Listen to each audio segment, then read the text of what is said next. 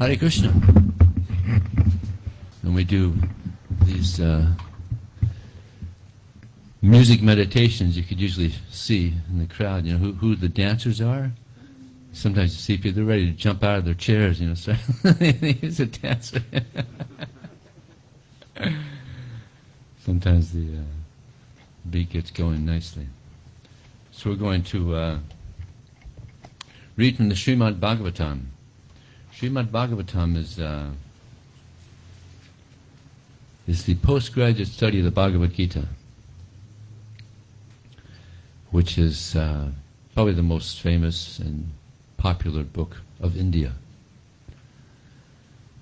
So it's actually 18 books actually, 18 books this big, the Srimad Bhagavatam.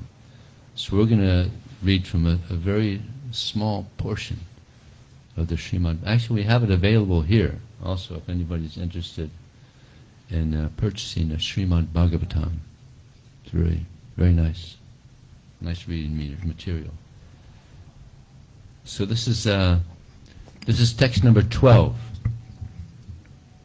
in the 10th canto, right? Yeah. So this is the actual text, and then we'll read a little commentary by our spiritual master, Srila Prabhupada. The mountains, although being struck by torrents of rain during the rainy season, are not shaken, just as those whose hearts are dedicated to the transcendental personality of Godhead are never disturbed, even when harassed by great misfortune. Commentary.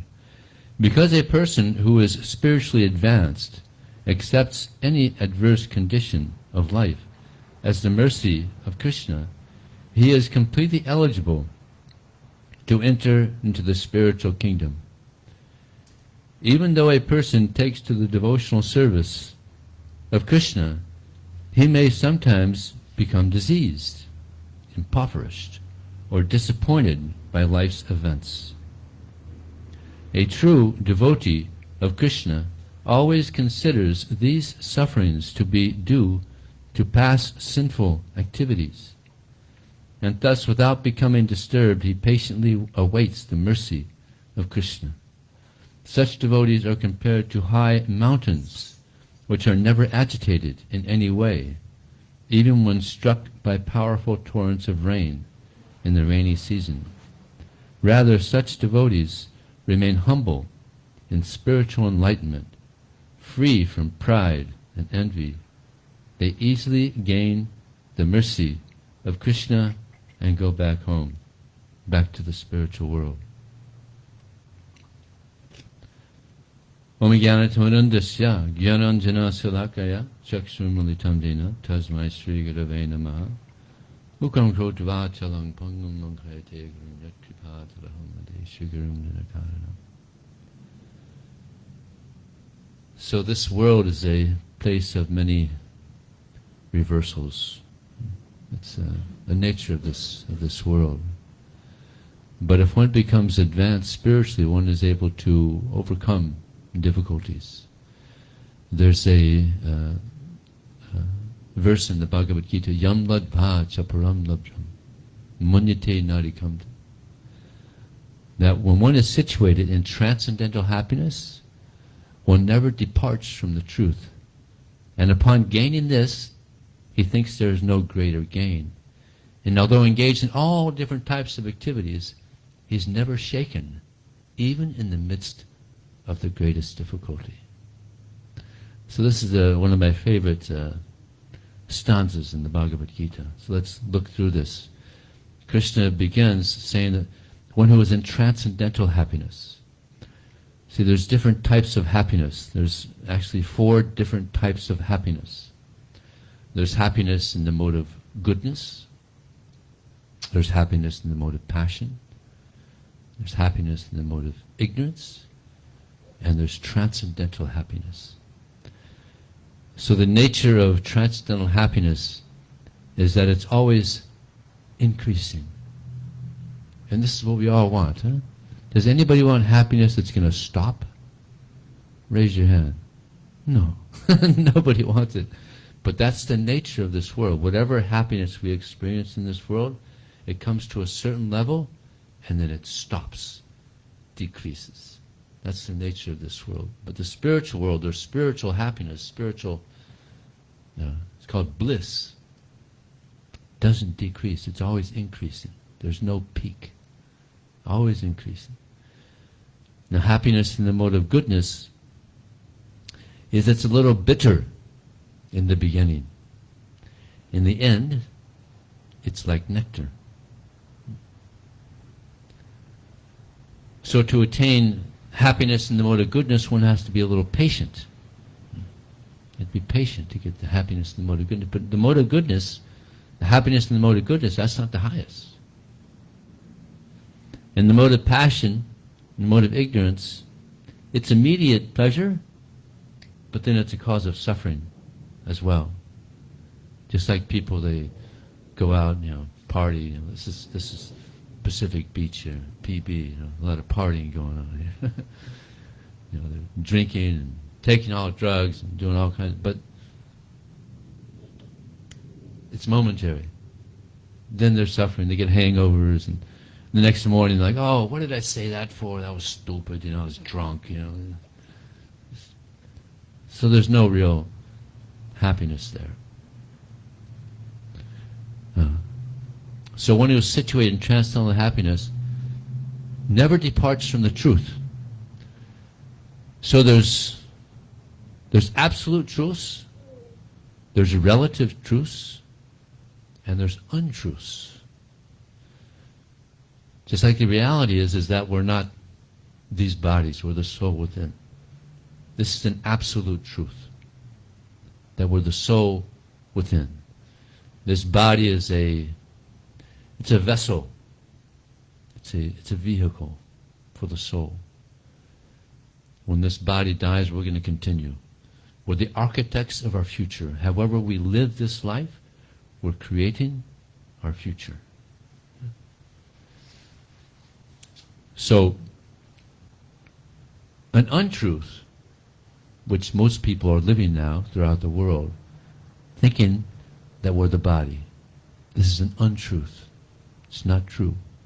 Although we're raised this way, I'm American, I'm black, I'm white, I'm Indian. No. This is an untruth. This is temporarily, it's like a relative truth. We're in these American bodies or white bodies or Indian bodies, but it's relative. Yeah.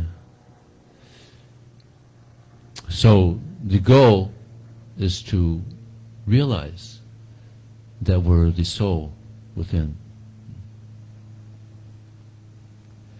Now, although this body is temporary, it's not who we actually are. We're the soul within. It's a great gift. The human form of life is a great gift given to us, by which we can understand the absolute truth. There's a nice stanza in the Srimad Bhagavatam. Nudeham adyang sudabang sadurlabam plavam sukapam guru karnadharam. Specifically saying this, that the body, it's a gift, it's a boat by which we can cross over the ocean of material existence. It's a big ocean, this material existence. But with the body, we can cross over. It's like a boat. We can cross over this ocean of material existence. Now on a boat, you need a captain, right? Got to have a captain. Navigator. That's the spiritual master. The spiritual master gives us guidance. It's like Srila Prabhupada. He's our founder, acharya, spiritual master for this movement. So he gave so much guidance in the Srimad Bhagavatam and the Bhagavad Gita, in his lectures. So much wisdom he gave us to guide us across this ocean of material existence. So if you're in the ocean with a boat and you don't have a motor, you're going to need winds. You're going to need wind. And that's compared to the books, the Shastra, Srimad Bhagavatam, Bhagavad Gita. This helps us along in our journey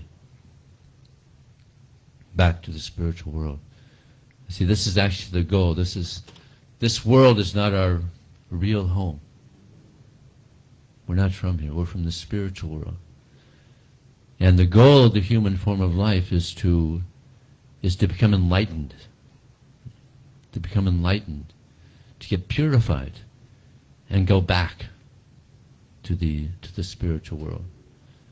Yeah. And the nature of the spiritual world is eternality, knowledge and bliss. Everybody has complete knowledge, bliss, and everybody is aware of their eternal situation and their eternal. Of course, we're eternal here also.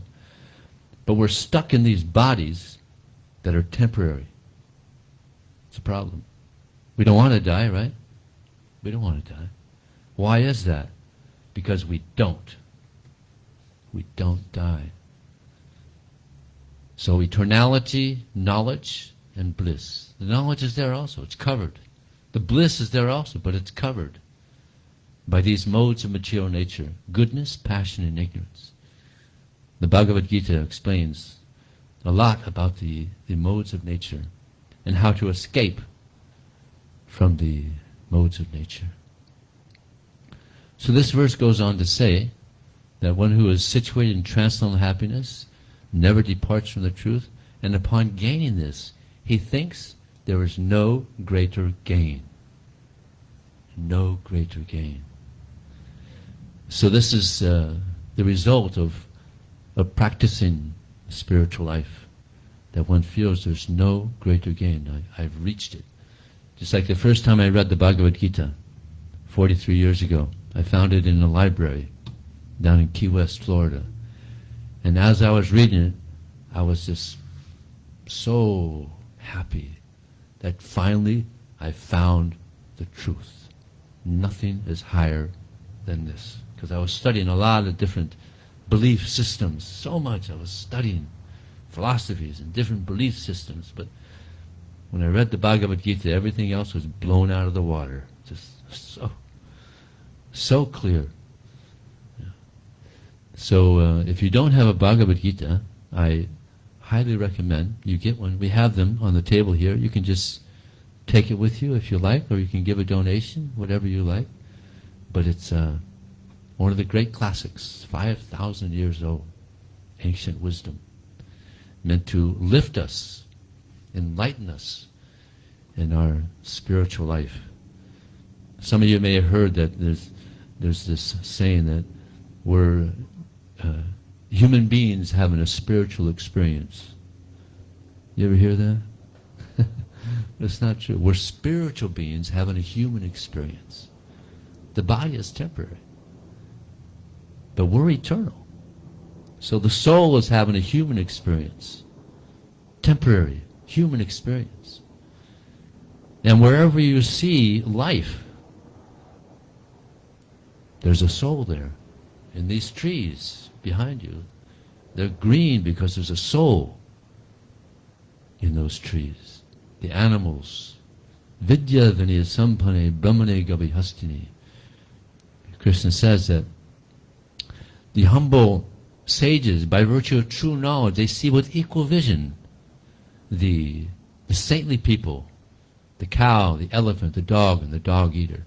He sees the soul with knowledge. Not that he actually sees the soul. You can't see the soul because it's so small. It's atomic inside. You can't see it with any microscope, but one can see with knowledge that there's a soul there. Just like this Socrates, such a wise philosopher, the father of modern philosophy.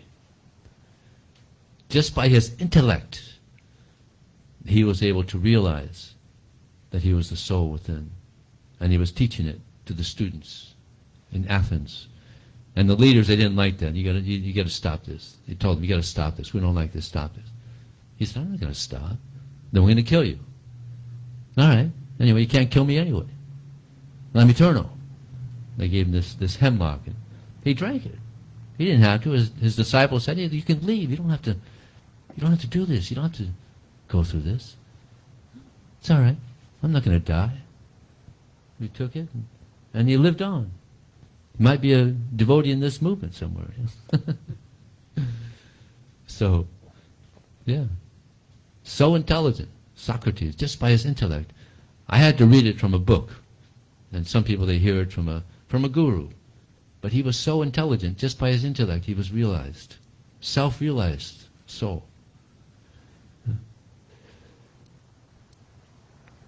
So this verse goes on to say that one who is situated in such a position, he's never shaken. Even in the midst of the greatest difficulty. Nothing can shake him. It's like Prabhupada, our spiritual master, when he left India, he went on this boat across the Atlantic. 2 heart attacks. Barely survived. And then he went to New York City. Lovely, beautiful New York City. For 1 year, he had no success. Nothing.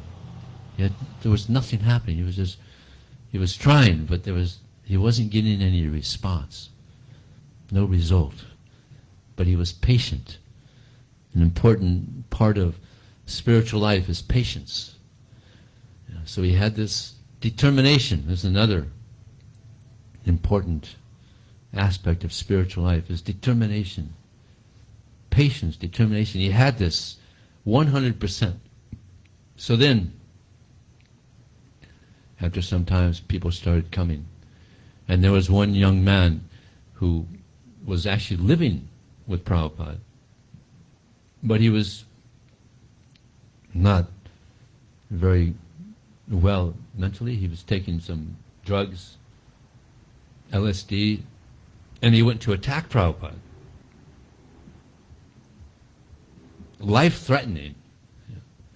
But he was able to escape. But he wasn't shaken. He continued on. Went somewhere else and just continued on. And great determination, great patience. And now throughout the world we have hundreds and thousands, probably millions of people that are taking advantage of this knowledge and taking advantage of this process of meditation and acquiring this knowledge. So, yeah, one becomes very strong spiritually by hearing this knowledge, by taking this process to heart. One becomes very strong spiritually. So, maybe we'll open this up now for questions. Any of you have any questions? I think we have a microphone here. Yes.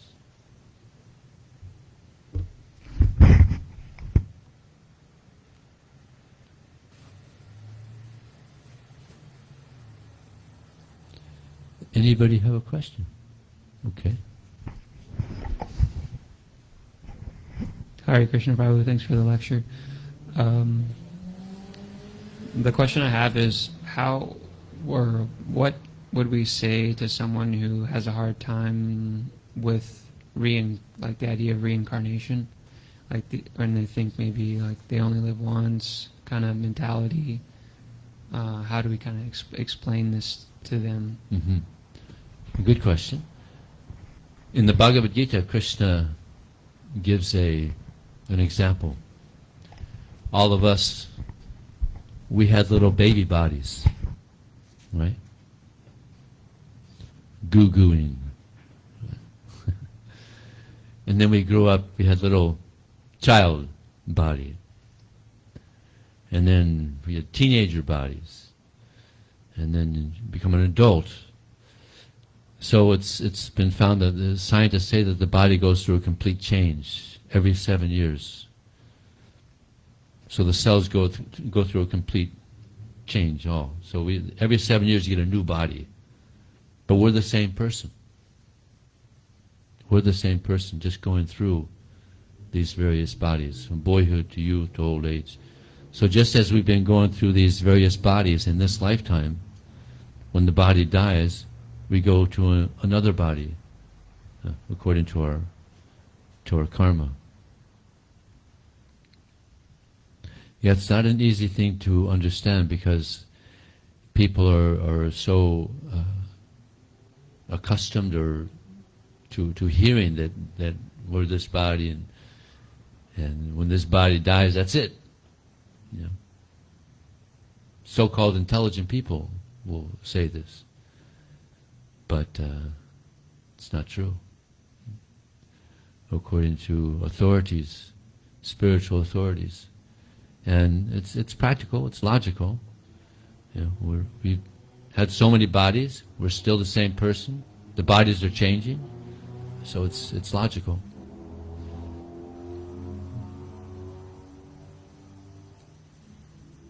So, therefore, within this lifetime, if we can perfect this human form of life, we can actually avoid getting another material body.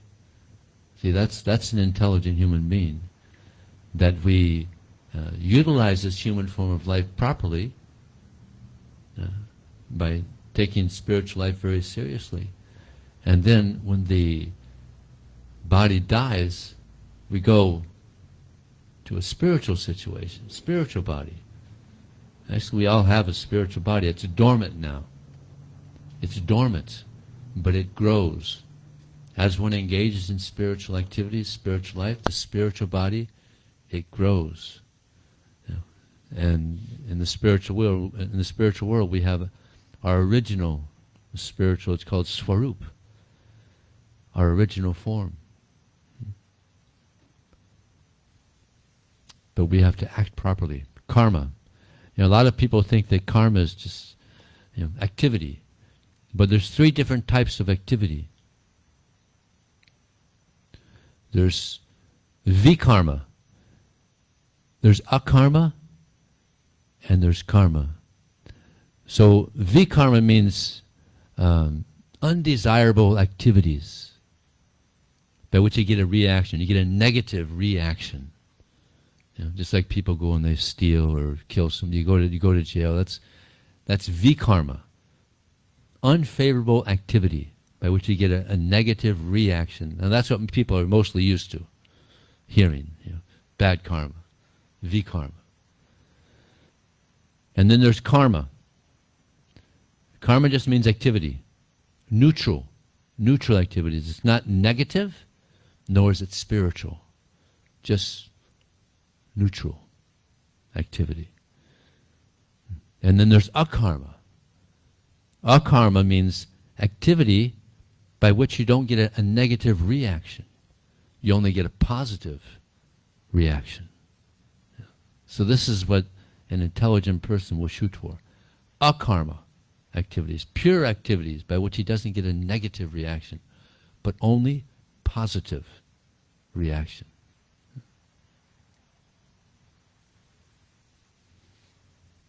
Nice question, thank you. Any other questions from our guests? Yes. All right, I'm trying to figure this out.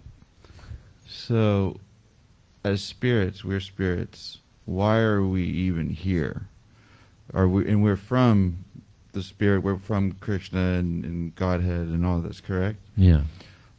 Why did they send us here? And yeah, were we bad, or they want to play a game and see if we can prove our love and devotion, and for what reason if we were already there?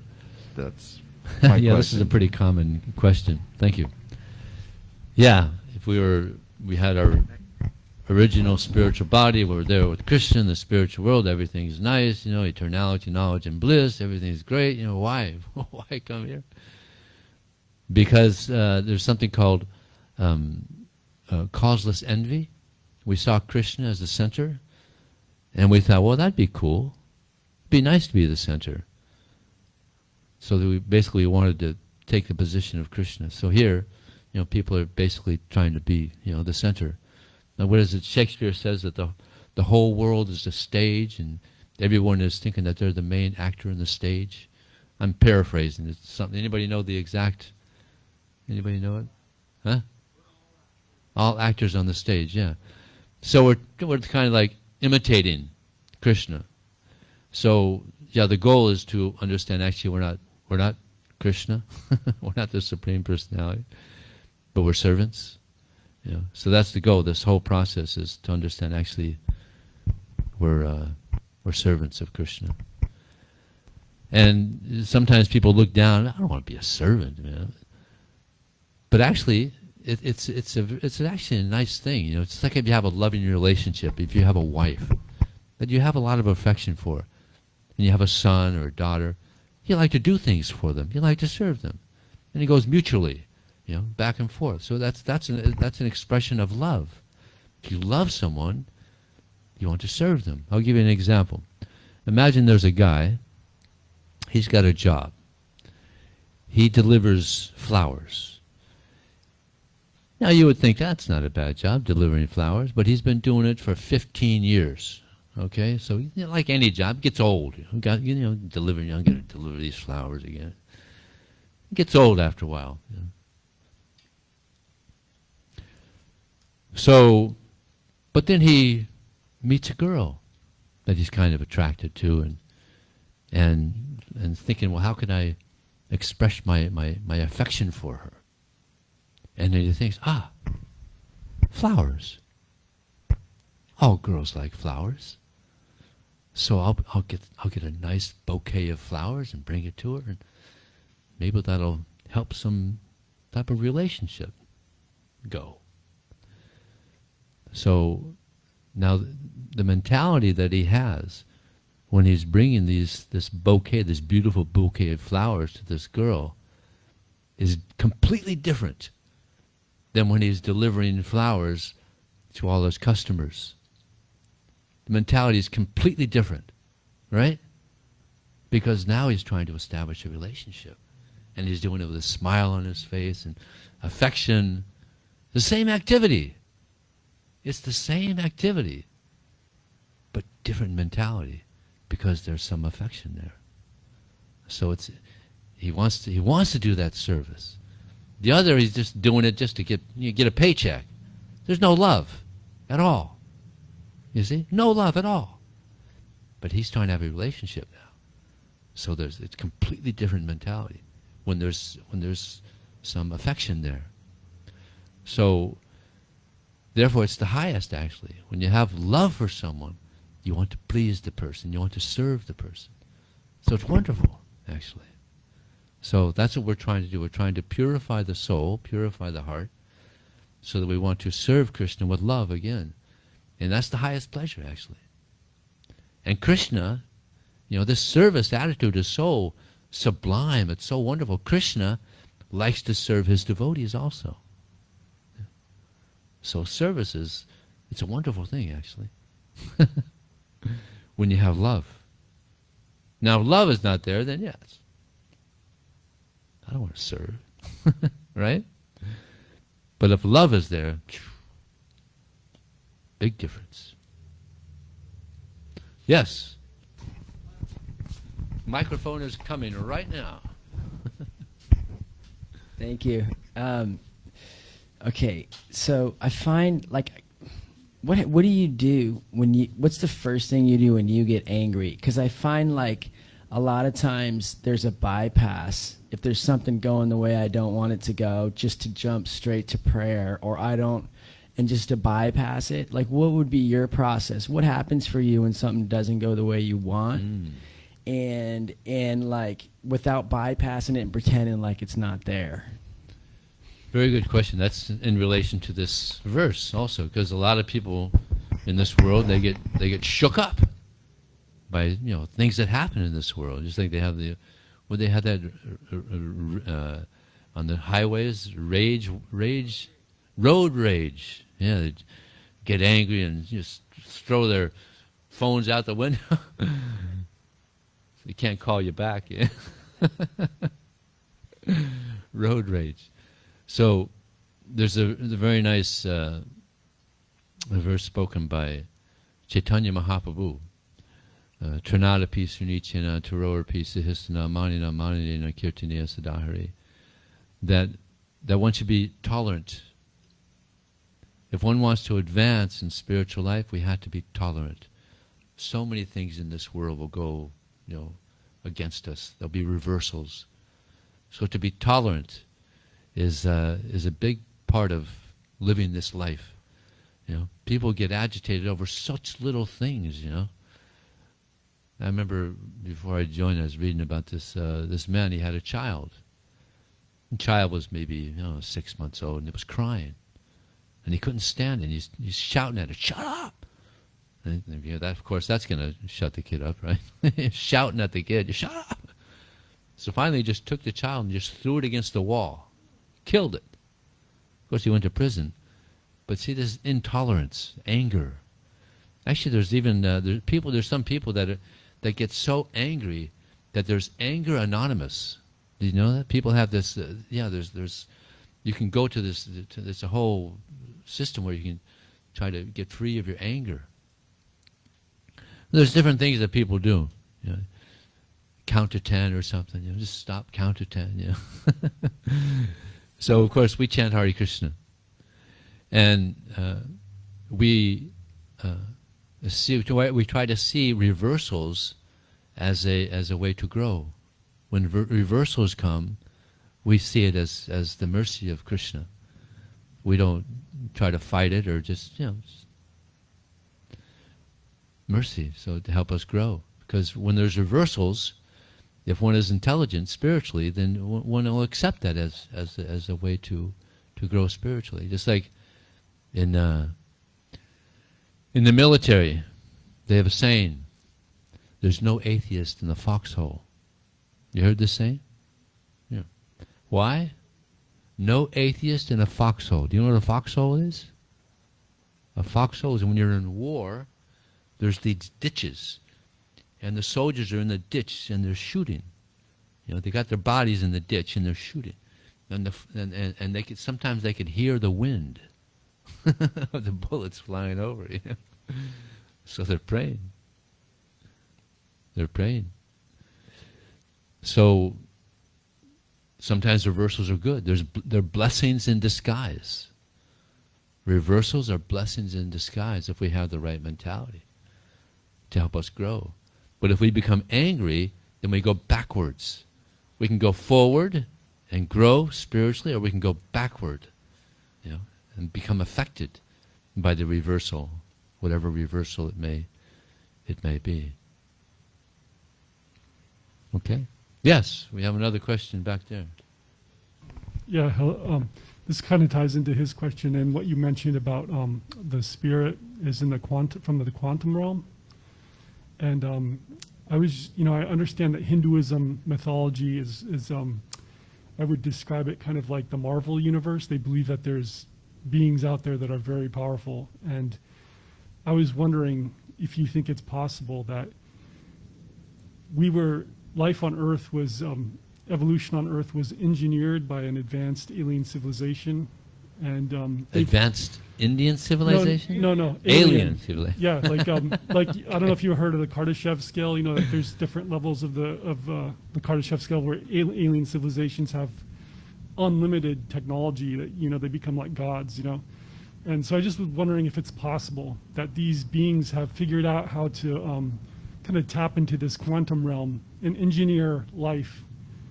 And it's possible that there are better forms of life in our universe, that there's utopian kind of, evolution too. But that's how I make sense of how everything on Earth is so messed up. Well, first of all, there's no such thing as Hindu mythology. Well, I mean, like... it's real. There's yeah, but that ties into their view of reality, of the universe, right? I mean, the entire universe is filled with beings that are very powerful. There's many more powerful millions of beings, much more powerful than ourselves. Oh yeah, we're also aliens. We're not from this planet. We're all ETs, coming from the spiritual world. So, this planet was created by very powerful beings, you know. And Krishna himself, he doesn't even get involved in these small things. He just has, you know, he delegates powerful personalities to do all the creation. He's just having a good time up there in the spiritual world. But he's concerned. Therefore he comes himself. He was here 5,000 years ago. He spoke the Bhagavad Gita. He left us the Srimad Bhagavatam. So many ways he comes. He sends his pure devotees to guide us. So although he is there in the spiritual world, he's very much concerned that we get our life back together again as well. Okay, is there maybe one more? Is there one more? Oh, we got two more. I have a question in the chat box. Her name is Maria. She asking, what is the difference between Bhagavad Gita and Bhagavatam? Yeah, Bhagavad Gita is spoken by Krishna, and Srimad Bhagavatam is about Krishna. Now we have two more questions back there. We'll do those, and then we'll serve out prasadam.